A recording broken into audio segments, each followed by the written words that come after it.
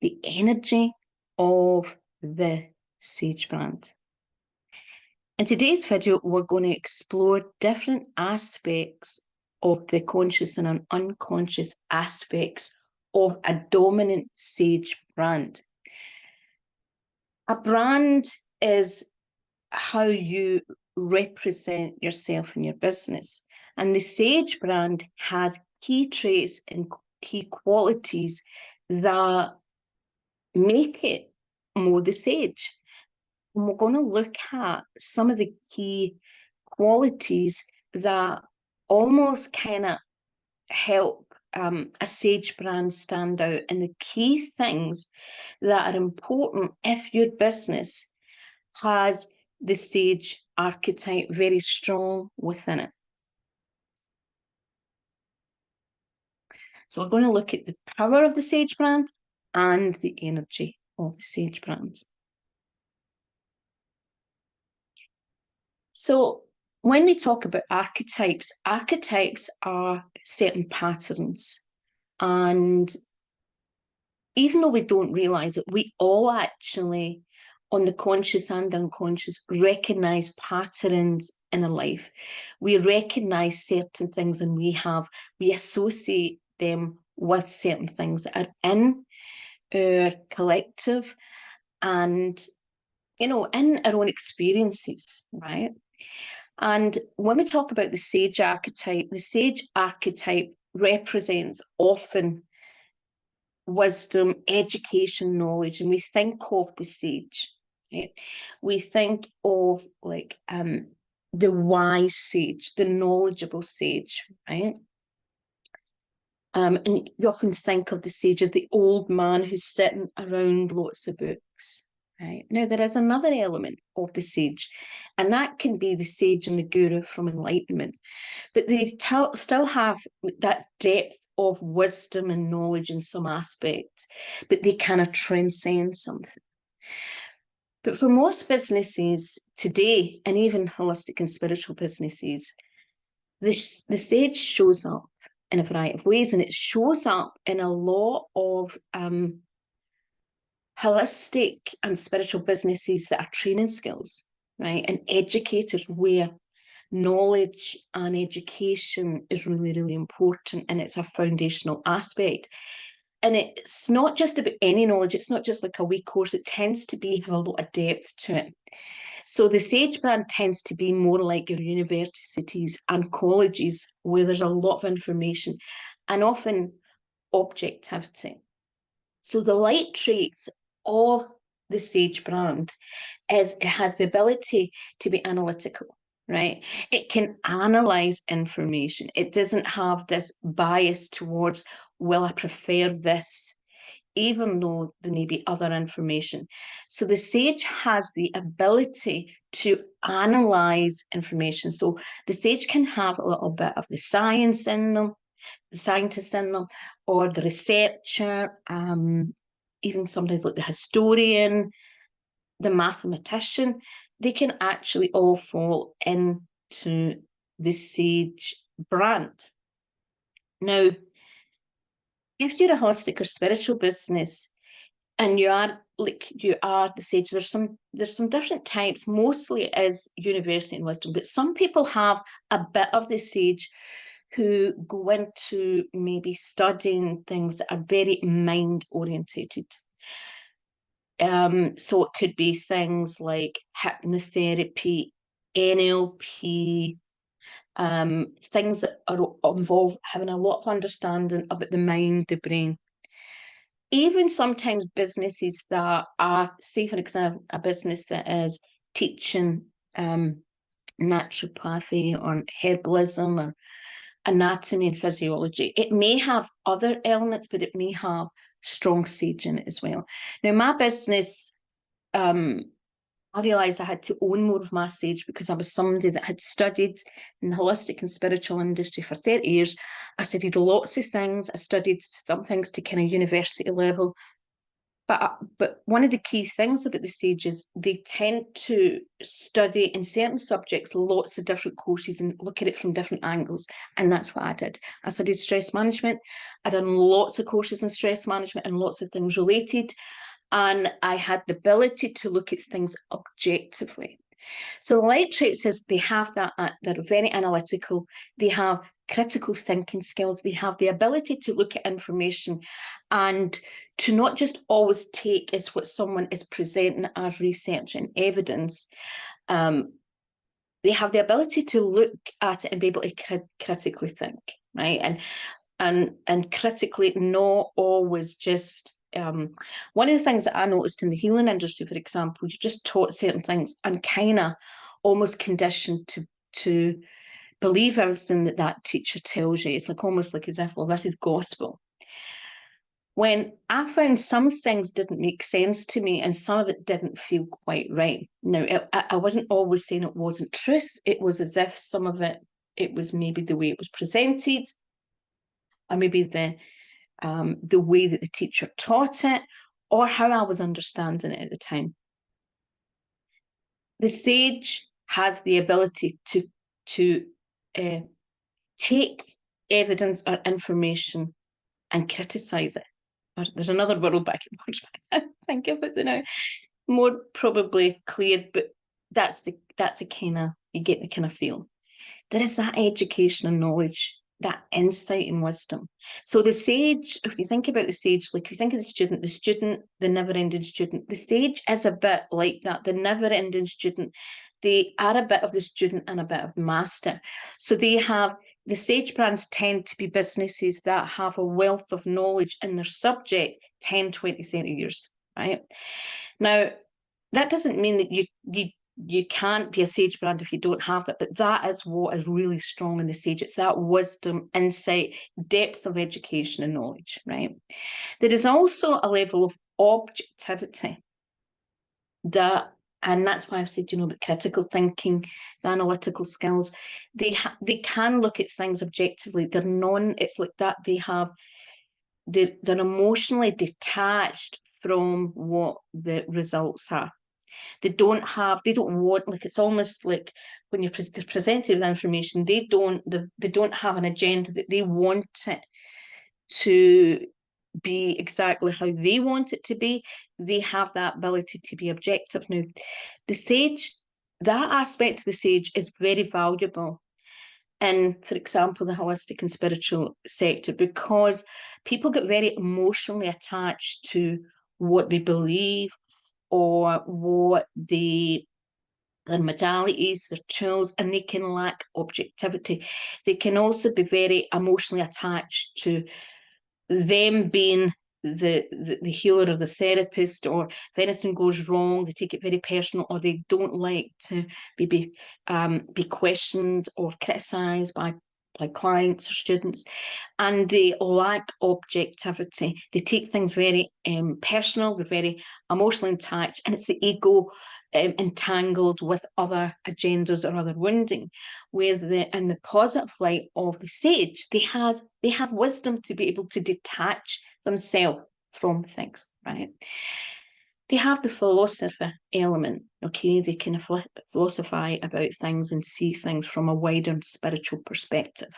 And the light traits can, obviously, and in the spiritual industry, it's that spiritual perspective, right? Now, the reason I didn't include it in the list, it's just I wanted to make sure, but sometimes people get lost when I go down that road and they miss some key points.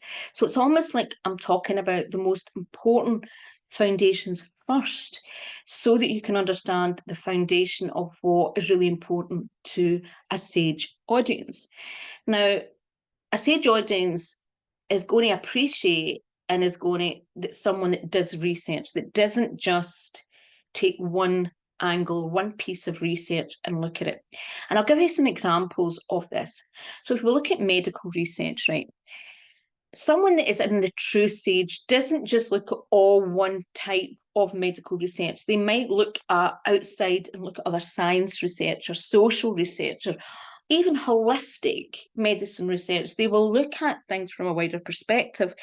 They're not fixed in their ideology. They're not, again, it's not about an agenda. Now, any type of research, if you understand, I'm someone that part of one of my things that I studied at university, I studied biological psychology and I studied other types of psychology and things. And one of the things that you learned how research and clinical studies and things that I've done, and it's sometimes eye-opening because some of it's probability. And now, if the studies are not wide enough or specific enough, there can be lots of gaps in any type of research, whether it be clinical or some other type of research. And sometimes when you look at research, they talk about peer reviewed, and there can be questions around that as well. But when we look at, just for example, some it's peer reviewed and people look at the research from a different perspective, they might see holes in that research and say, but you never considered other probabilities that could make that result be negative or positive, right? So this is where the sage is the person that can research information and look objectively and see things from a wider perspective. Now, this is why research, someone that's a good researcher can be a really good educator, right? And it's not just looking up Google and looking up, it's being able to look at things from a real wider perspective, right? And good educators help their students look at things from a different perspective. They can share what they believe are their knowledge in some aspect, what they've concluded from what they learned or what their experience is. But they still allow for the student to be able to question and to give this sense that there's always new learning. Because if you look at science, science is constantly evolving, right? Research is constantly evolving, new ideas, and it's like you just need to look at certain medical conditions and what they said the cause was 20, 30, 40 years. And you even look at this in the spiritual industry. Lots of people will come with books, and sometimes some people become very famous, and it's not always to do with the quality or the depth of the research of what they're presenting. It's how it's marketed and how it's brought forward. And then lots of things can be criticised or analysed or looked at again and maybe seen there's flaws in it because of whatever reason. That's life, or we have a new understanding, or we can look at something from a different perspective because we now have more knowledge, or we have more wisdom and insight. We are seeing things from a higher perspective. So the light traits is this level, if we look at the insight and wisdom from a greater degree and can look at things with non-attachment, right? They don't have an agenda. That is the true sage brand, okay? Now, every brand and every archetype, right? So we can have shadow traits. So the easiest way to explain this in relation to an archetypal perspective, first of all, if we look at sometimes we say, just to make people understand, archetypes are almost like personality, but they're not really, right? But the easiest way to explain it is patterns that it's ways that we operate, right? And like if we all know people and we can say, oh, they're very this, they're very artistic, or she's a geek, or she loves her fashion, or she's a bit of a goddess or a bit of a queen or this, and sometimes we might not use those kind of words, but you're getting an idea. These kind of represent kind of patterns that we recognize. And that's why in branding, they can be really, really powerful because people's, the unconscious, people recognize, sometimes they need their marketing to be simplified. The thing about marketing is you want to be able to clearly put across what you represent and what you represent for your audience, right? And the more you understand your most dominant traits, even though you're going to be completely unique from someone else that has that archetype, there is still common denominators that are going to build trust. And there's other things that will create doubt, right? And this is the key. So the sage, some of the shadow, it's like everything, there can be lots of light and lots of shadow. But some of the shadow traits that can appear in some sort of sage businesses is control. either the person wants too much control over what they're putting out or what they're doing. It can be that kind of perfectionism almost to do with the control. And the sage can want to control the variables, right? So in its shadow trait, it's not being objective. It is wanting some sort of control or perfectionism. And sometimes it can be the never, because of that control, it can be the never ending student. Now, that's not always a shadow, but it can be. So I probably should have put in this also, maybe that element is the never ending student, where they are never satisfied with what they come. Now, there's a difference between being open as a student, that you know that we're always learning, right? And that perfectionism and that control over something, right? And sometimes people that are so into education and looking at things, they think that they have to almost, they kind of make themselves ill with that amount, that they have to perfect everything, okay? Another shadow trait is actually closed-mindedness. So the sage should have an open mind and be able to look at things, widely. But like everything, we all can have closed-mindedness in certain areas. So if we have closed-mindedness in some areas, that can stop the sage actually seeing the whole picture. And I'll give you some examples. So, for example, maybe you are taught a certain modality. And you may have been taught by different schools, but it's all about this modality. But you may not then consider something else, another modality that would look at what you've already learned completely different. And that closed-mindedness can stop you growing and can stop you looking at the bigger picture. Or maybe you really trusted someone that's taught you something, and then you take on everything that they say, and you don't have any level of, again, objectivity or openness, right? The shadow traits that they can be too critical. So that could be critical of your students, critical of staff, critical about what you're doing, critical about other things, too critical in your business, where again, you're looking for perfectionism, because there's a wee bit of perfectionism that you want to control, that can cause some problems. And sometimes over perfectionism in business stops the natural, the people feeling the human element, right? Also, shadow traits of the sage is an individual, but it can actually show up in a business in different ways. Is many people that are strong sage archetypes, and it's very strong, they can isolate themselves, a bit of a hermit, and isolate because they just want to do the research, they want to withdraw and go deep, where they can lose connection with their audience, and the brand can lose connection with their audience, right?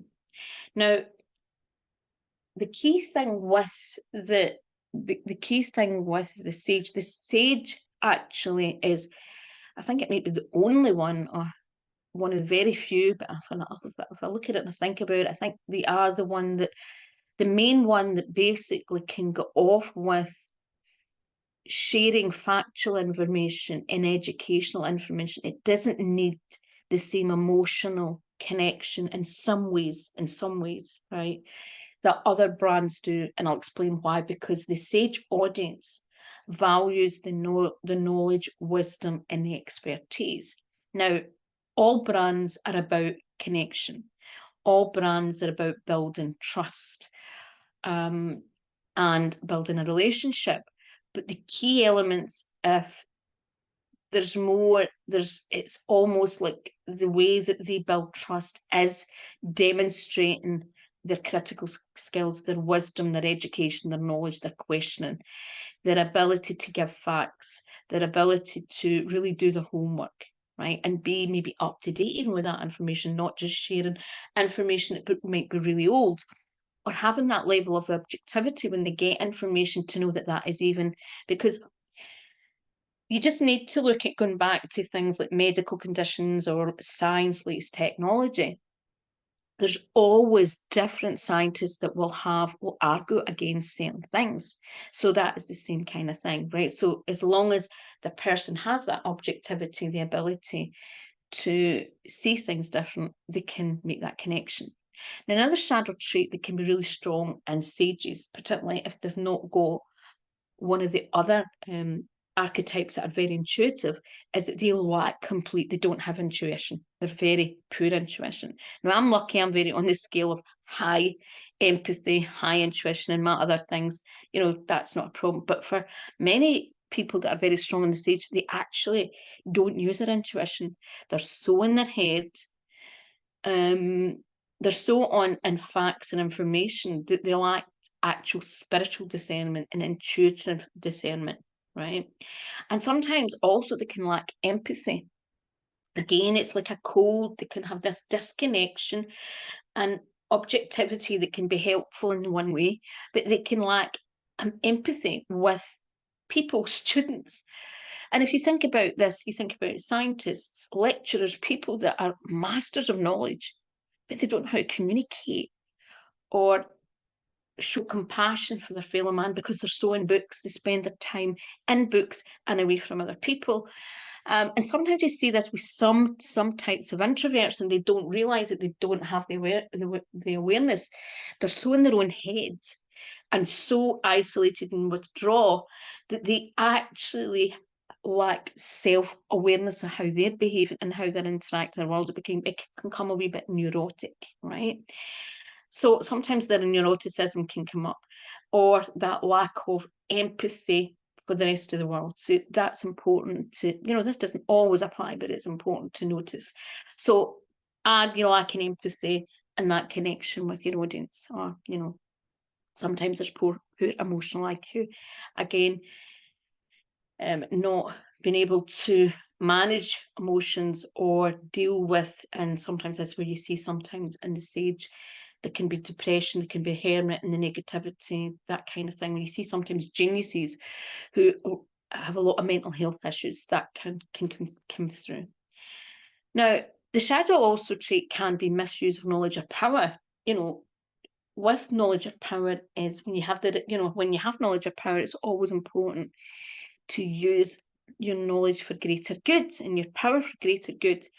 But people every day misuse their knowledge and power, and it can be very obvious, and sometimes it can be just that.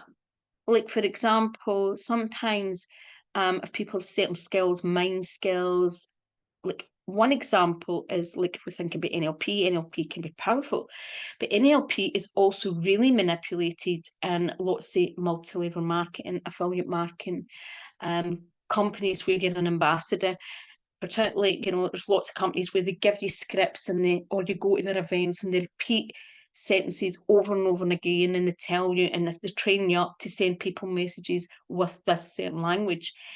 And that's a misuse of knowledge of power, because a lot of it is a bit of kind of programming and designed to ask questions and say things that people feel a bit uncomfortable or feel they have to answer. One example is this, is the really old-fashioned questioning that some coaching uses, and when people send you messages in your Facebook or messaging inbox and say things like, oh, what's your next goal, or what's that, and they're very manipulative, they're very invasive, or they try and come across as if they're not invasive, but they are manipulating and nowadays the problem is many of the people that are using this don't even have the understanding to know that someone else has taught them something that's very manipulative.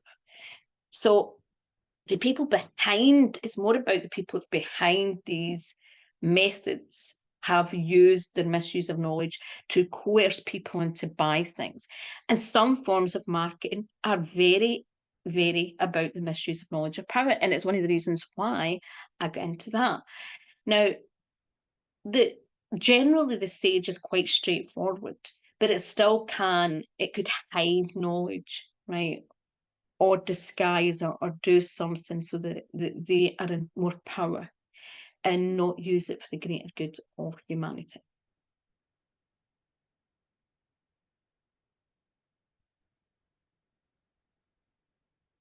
Now, if you are want to make sure that your sage branding and marketing makes an impact, you know, it's like any brand, you have to think about the colours, the fonts, the textures, the images. People think when they're a brand, they just show up. It's just about them showing up and doing videos, about them just showing up and doing posts or educational or whatever posts or this type of posts. But to actually really give your energy to what, you know, over to your audience, to help them understand that your business's core values and what you really represent, you want to be able to put forward the, as much as possible, the energy and the colours, the energy and the fonts, the textures, all these things, because people are sensory beings. People experience life through colours, textures, smells, and, you know, every individual is slightly different how they take in information, but it's an experience. Marketing, the more you make it an experience. Now, even though I've said that the sage, more than anyone, is more about factual, you still have to build connection, and you can use archetypes to build that connection with the audience that are looking for you. And the key things with a sage brand is you want to make your marketing educational at some point. Now, that doesn't mean that you have to share lots of educational. Key things that are going to be really interesting to people. What people want to know that is that you do have the knowledge and wisdom that you're trying to sell, that you have the expertise and that you're factual, right? That you're not just making something up, or they're just lazy and only looking at it from one perspective. It's like almost they're looking for wisdom. They want to trust knowledge and your knowledge and expertise. So, you know, they're looking for things that are going to appeal. And many people that are sage audience, but you have to kind of look objectively what really is your business. It depends on what you're selling. But for example, if I was going to a university to a college and I was trying to choose the correct university, obviously I'm wanting a university that is going to teach me more truth, or help me how to think than what to think, right? Now, we do have, anyone that's spiritually awake or aware knows that most colleges and universities don't have that now. People are telling people what to think, right? A good educator, a good sage is someone that helps people be able to critically think and give some different information and knowledge and expertise, and then helps the student kind of make their own conclusion, even though there may be certain things that they have to learn and understand to, you know, pass exams or go through things. They still are left with knowledge and wisdom and insight about certain perspectives, but there's an openness. But they still trust certain facts or certain knowledge, or even questioning. The sage brand's also one of the things that, if you're really good at using, you know, language and you can explain things very well, that's going to appeal. Even sometimes like numbers, like symbolism and things like that, right? So there's objectivity, being objective, not getting emotionally involved and only putting your own bias on something. But the symbolism is also related also to, like, even if you think about maths and numbers, and if you think about percentages and things like that as well, these can be really useful. Now, if you want to learn more about how you can start creating a really impactful brand on your own, you don't want to be investing, you know, in thousands of pounds in branding and marketing. You would like to identify as much as possible on your own, and, you know, start to create a brand for yourself. Think about the colours. Lots of people use my courses to get a feel more about the business, and they often, which is really interesting, often find that actually they change their business when they start exploring it, because it makes them think about more about what is their traits and their gifts. And they either take this course, this my branding masterclass course, to help them start thinking about the colours and the fonts and give them ideas that are going to be really aligned with their audience. And some also take what they learn out of this and then go and maybe get a new logo or go new other things. So what I teach in this course, all the things to think about, look at like your colours, all the different types of colours and textures and things and ideas that can help relate like to your audience, that will convey and give you authority as a Sage brand.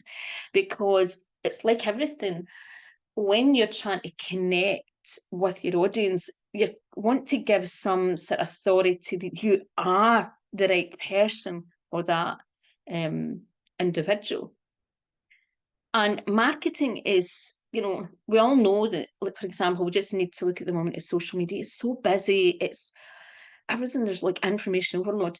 People need something that's going to simply and effectively represent their energy. And if you get the colours right, if you get the textures right, if you get the images right, if you get the wording right, you can still do it in an authentic way. I'm just highlighting things that you've not thought about that are actually part of you or part of your business, but you sometimes are so close to it you cannot see. So make sure you check out the brand masterclass. One of the things about branding is branding, when done correctly, can save you lots of money, lots of time and energy. So make sure you check the course out. If there is any help you would like, or you want to check out any of my free resources, I'm going to put all the links underneath this video. And if you are a Sage brand, I would love for you to share your unique Sage gifts. Tell me what you thought about this video. Tell me what is your greatest power in your business and your brand, and maybe even your biggest challenges. So make sure that you like, comment, and share if you find this video valuable. Bye-bye for now.